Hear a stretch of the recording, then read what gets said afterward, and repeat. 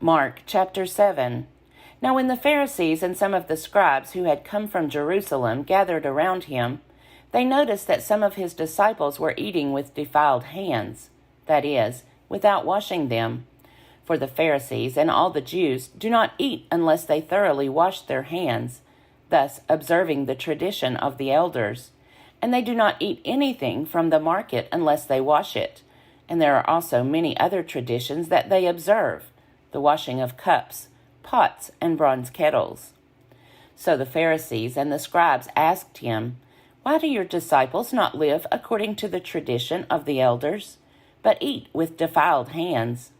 He said to them, "Isaiah prophesied rightly about you hypocrites, as it is written,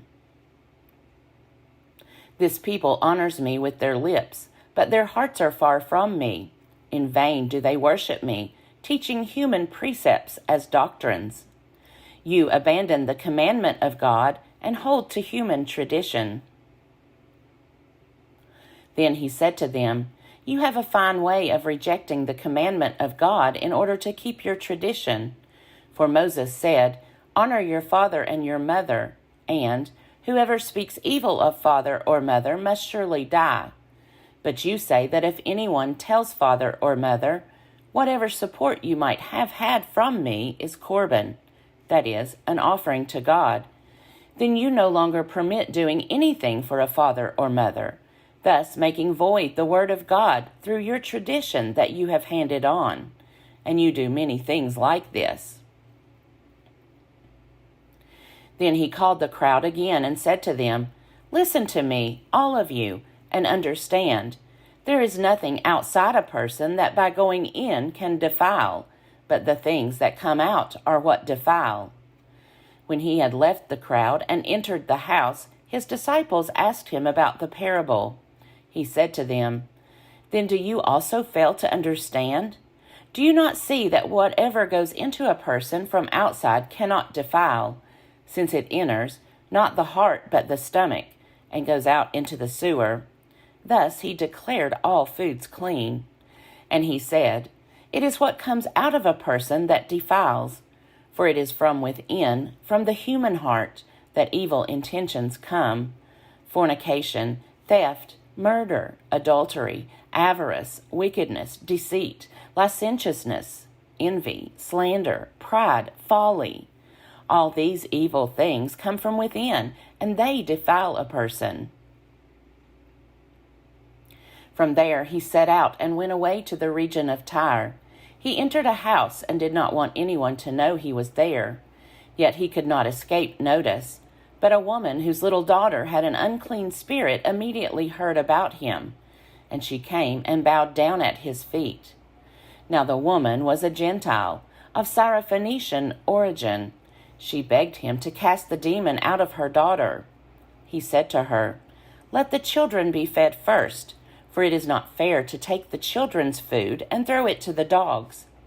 But she answered him, "Sir, even the dogs under the table eat the children's crumbs." Then he said to her, "For saying that, you may go. The demon has left your daughter." So she went home, found the child lying on the bed, and the demon gone. Then he returned from the region of Tyre and went by way of Sidon towards the Sea of Galilee, in the region of the Decapolis. They brought to him a deaf man who had an impediment in his speech, and they begged him to lay his hand on him. He took him aside in private, away from the crowd, and put his fingers into his ears, and he spat and touched his tongue. Then, looking up to heaven, he sighed and said to him, "Ephphatha," that is, "be opened."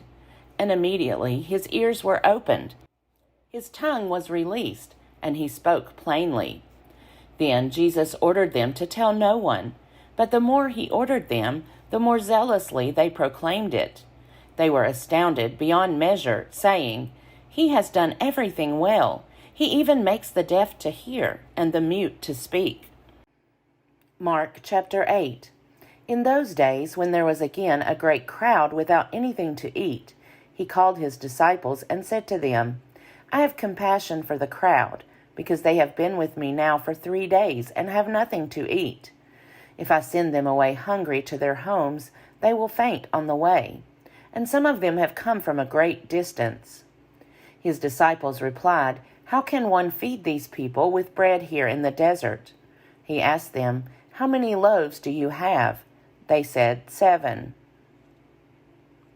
Then he ordered the crowd to sit down on the ground, and he took the 7 loaves, and after giving thanks, he broke them and gave them to his disciples to distribute, and they distributed them to the crowd.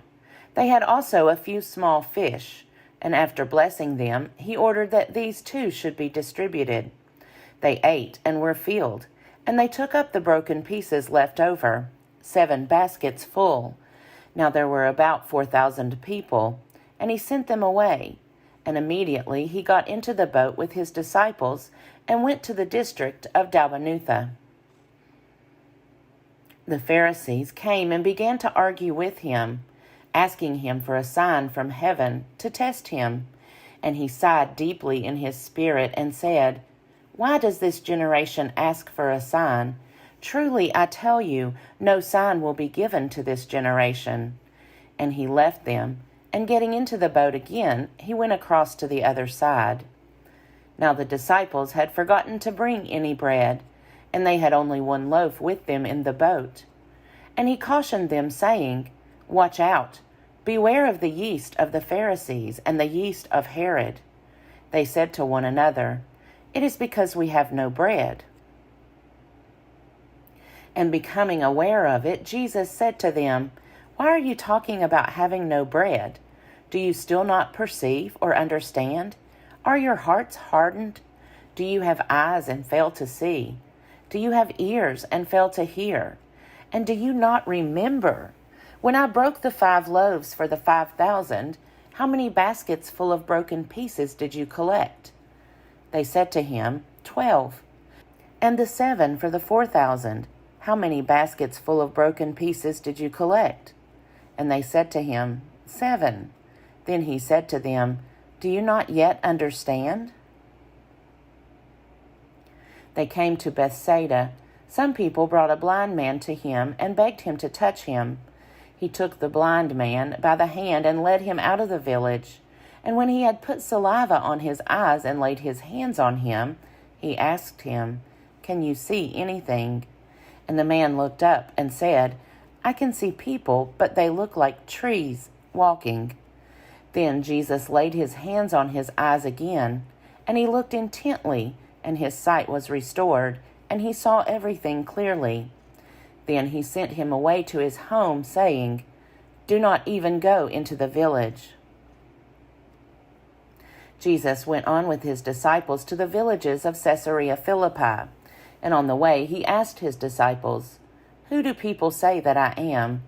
And they answered him, "John the Baptist, and others Elijah, and still others one of the prophets." He asked them, "But who do you say that I am?" Peter answered him, "You are the Messiah." And he sternly ordered them not to tell anyone about him. Then he began to teach them that the Son of Man must undergo great suffering, and be rejected by the elders, the chief priests, and the scribes, and be killed, and after 3 days rise again. He said all this quite openly, and Peter took him aside and began to rebuke him.